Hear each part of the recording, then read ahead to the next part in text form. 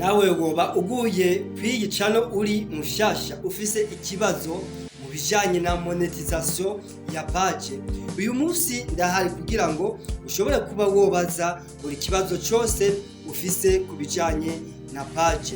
Page ni ikintu umuntu atangiza kuri Facebook, aho hariho vyangombwa asabwa na Facebook kugira ngo ashobore kuba yoyimonetiza. Biroroshe yuko ushobora gukorera amahera ukoresheje page yawe, kujya kuntu abandi barondera amahera bubaka amazu no kuri réseaux sociaux. Urashobora kubaka inzu yawe, bamwe barubaka amapaje, abandi bakubaka amachannel ya YouTube, abandi bakubaka amasite internet. Ariko je uyu munsi tugiye kuganira hamwe ikijanye na page. Ukaba uri mushasha uguye kwiyi channel, ntukekiranye no gukora sabone kandi ukurikirane video intambuko ku yindi, hanyuma muri commentaire mbaze ikibazo nimba woba ushaka gutangira, nimba woba usanzwe ufise page ariko kandi ugashaka kuyibyaza umusaruro. Hari inzira nyinshi rero kuri page zishobora kukubyarira umusaruro. Reka mvuge nk'inzira ya mbere yoroshe, inzira ijanye n'amapublicity. Hariho abantu benshi baba bafise ibikorwa byabo bakora, ushobora kubacishiriza kuri page yawe, kaba ushobora kubyaza umusaruro amapublicity aca kuri page yawe, nabo nyene utabibagiwe kuko aca ashobora kuronka abakiriya bashimishije. Iyo ni inzira ya mbere kuri page ishobora kuguha amahera. Iyindi nzira igira kabiri ni iyihe? Ni kumonetiza. Ariko kandi nuko kumonetiza ni kuvuga ni rendre à monnaie, ni kumonetiza ikintu. Nuko kumonetiza harimo inzira nyinshi zo gukorera amahera. Hariho condition ya mbere nuko uba ukwijije ibihumbi 5 canke ibihumbi 10. Ibihumbi 5 kuma reyere hamwe na ota minute y'ababaravye amavideo yawe wasize kuri page ya Facebook. Ikindi naco ni ibihumbi 10. Gukwiza aba followers, abagukurikirana ibihumbi 10 no kuba washikanye ibihumbi 600 byose hamwe y'amavideo wasize kuri page ya Facebook yawe, biraguha uburenganzira bwo gushobora kuba wobyaza umusaruro page yawe kuyimonetiza. Iyo ni yindi nzira igira kandi. Ariko kandi iyo ukwijije ibihumbi 10, nawe hariho ikintu bitwa étoile.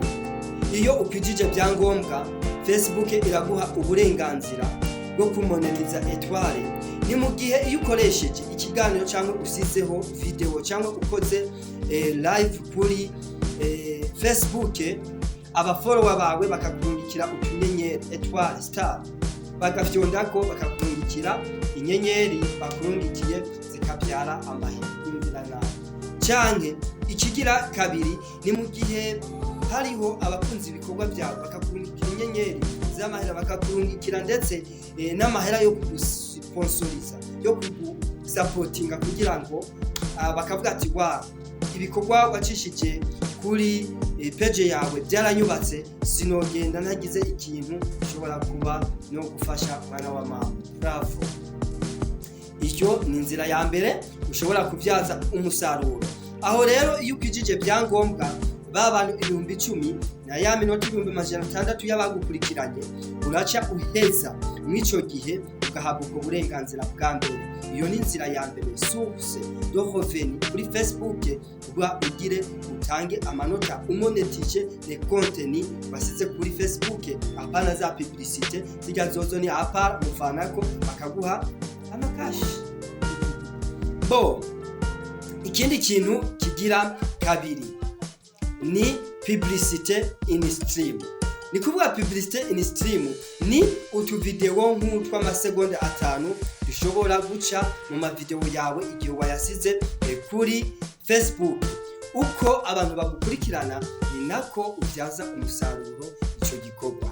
Meshe sami, iyo ni inzira igira kabiri. inzira igira gatatu ni aba abone. Ukwijije bya 10,000 aba abone bawe barashobora kuba bo gushigikira ugahembwa buri kwezi kubera gusa aba abone bawe. Iyo nayo ni yindi nzira ushobora kuvyazamo umusaruro. Ikindi kintu naco ni publicité zica mu mareyere. Ni kuvuga reyere ni utu video dutonya tw'amasegonde 30, umunota n'amasegonde 30 ushira kuri page yawe ukaba ushobora kuvyaza umusaruro ivyo. Nyumvira nawe.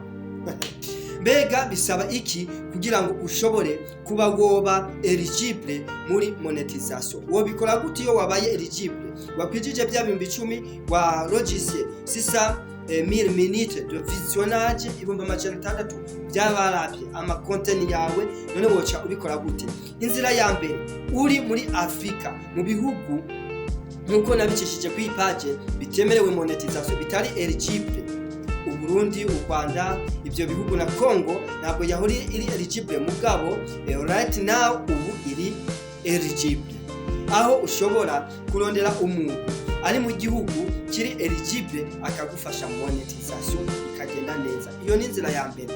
Inzira ya kabiri, unakoresha VPN ilokaliza ikibanza urimo wisobajije ku bihugu Bufaransa, Australia, biriya byo muri Europe byemerewe monetisation, naho nyene ukaba ushobora gukora monetisation. Mugabo reka duhe amahirwe menshi ku bantu bari bafise abagenzi bari mu bihugu byemerewe monetisation, kuba wobaha uburenganzira bwo kuba umwagimi kuri page yawe, noneho ugatangira nawe.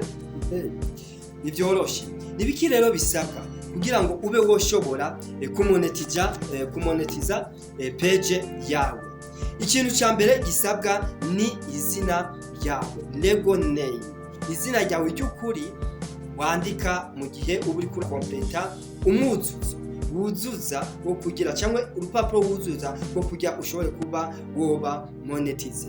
Izina ryanje Elise Venal, okay?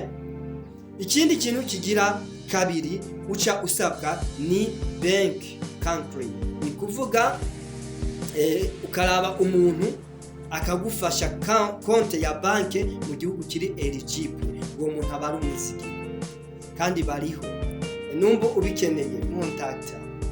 Okay, ikindi kintu kigira gatatu ni amatarike y'amavuko. Amatarike y'amavuko nayo ikintu gihambaye kugira ngo ushobore kuba uwo monetiza ya Facebook. Hariho ikindi kintu naco bitwa primary address, okay? Primary address nacyo nyene ni ikindi kintu nk'akarorero urandika nka 57 numbari boîte postale 57 Bujumbura Burundi, ukandikako n'iyindi address nyene address, okay? Comte address umwidondoro w'ahantu ushobora kuba bari. Ari ikindi kintu bitwa street code. Iyi street code ni code ya banki runaka usanzwe ufiteyo konte uguza na Facebook account yawe kugira ngo amahera azoshobore kuza araja. Ikindi kintu naco ni bank account, okay? Hejuru twabonye bank country, hano hepfo naho tubonye bank account. Bank account ni account yawe. Hejuru ni cya igihugu ufitemo konte, hepfo konte yawe, nimero ya konte 020 30 30 74 biravana na county n'igihugu uherereye. Ikindi kintu gikurikira ni reference ID. ID ni kuvuga ni wandika ID yawe ukaca ushiramwo, ni kuvuga muri konte account hariho umwitondoro wawe, ni kuvuga nimero ya account yawe baguha nk'ubu ukavuga ati ID runaka bagashiramo ibiharuro nk'ubu tugafate nka P 020 A G B W X. Ndibaza abasanzwe bakoresha amabanki baca babona bijya biharuro menga ni bidome bigoye gusoma ngo jewe tehi, okay? Ukaca usanga tujya tudome dufatanye na account yawe ya banki. Ikindi kintu kigira kandi kuri seri igira kabiri ni ibintu bishika nko kuri bitandatu. Ubwa mbere uca ushikira ku yindi page bakubarira usubire wandike rya zina ryawe. Ubugira kabiri uca wandika igihugu. Ugira gatatu uca wandika boîte postale. Ikindi kintu kigira kane uca wandika adresse, ya adresse yose ukayisubiramo nk'ubu Bujumbura, Burundi, kongera ko na boîte postale nimba ari 2830, okay. Hanyuma ukacugira virgule ukongera ukandika Burundi. Ako na karoro mugabo wumve yuko aba ari igihugu bahisemo muri monetisation. Ikindi kintu kigira kane na gatanu na gatandatu, iyo uri the foreign of USA, iyo uri umunyamahanga kuri USA, naho nyene urabivuga ati umunyamahanga kugira ngo bamenye tax, ubwoko bwa tax bagusaba. Nimba bagusaba tax y'umunyamahanga canke y'umwene gihugu, bibaza ngahonya uca mubitahura. Niyo bitwa rero foreign tax identify number. Hanyuma nayo nyene uca uyandika, ni kuvuga ni aya account ya banke hamwe na aho iwacu bayita NIFE, numero d'identification fiscale, bien sûr, okay. Ijya baguha muri OBR, okay, office Burundi de recette, je crois. Niyo rero uca winjizamwo kugira ngo bashobore kuba bobona mu vy'ukuri uzoterera ku gihugu kandi uzoterera na America, USA urayinjiriza. Ikindi kintu kigira kabiri nuko uca usinya, bayita date of signing, okay. Date of signing ukayisinya mbari le 14 z'ukwa mbere, le 16 z'ukwa mbere 2025. Voilà, bisigaye uca ushiramwo mail ukabikonfirma neza. Voilà, ubu maze kuba eligible yo gutangira. Ndibaza uca mwumva ibyo nashatse kuvuga. Woba ufise ikibazo kubijanye na page yawe, woba wifuza kumonetiza, woba wifuza gutangira, woba hari ico wagiriwe ko amakenga, ndahari. Mwibuke yuko hariho ibihugu biri eligible pour la monétisation. Eligible à la monétisation, ibihugu vyegereye nka Kenya, RDC yaragiyemo, Tanzania. Ibyo byose birashobora kuguha imbaraga zo kurondera umuntu abigufashamo mu gihe tukirindire yuko ngaho iwacu connection yiyongera n'abanyamitahe bizerwa kugira ngo monetisation ishobore kuba yo. Ufise ikibazo canke inyunganizi muri commentaire mukekeranye no kumbira, ntukekeranye kandi no gushigikira page yanje Fondation Elise Venal kuri Facebook hamwe n'iyi channel YouTube Elise Venal. Urabona turiko turarujisa des nombres des abonnés aussi des views. Merci beaucoup, ndabakunda cyane.